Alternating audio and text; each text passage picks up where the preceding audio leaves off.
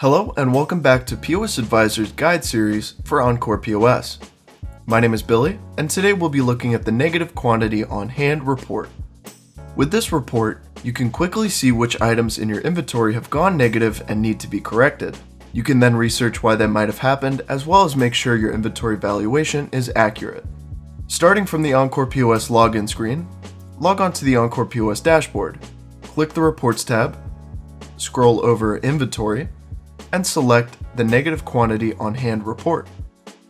Once you've opened the report selection window, you can choose whether you'd like to see all items with negative quantities or narrow the report by specific department or a type. Note that if you click the down arrow at the end of the department box, you can toggle to select type instead. I'll choose the liquor department for now.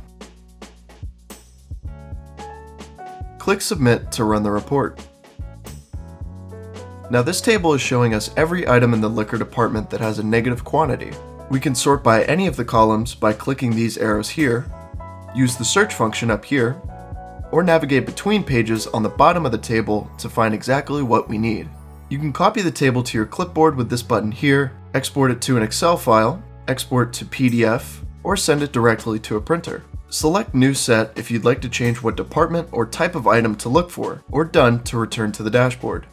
That's it for this video today. Let us know what you thought by leaving a comment down below. Be sure to subscribe to keep up with the latest and greatest from POSadvisors. We'll have our related links and our support number all in the description, so don't hesitate to call us if you need us. Thank you so much for watching. Have a great day.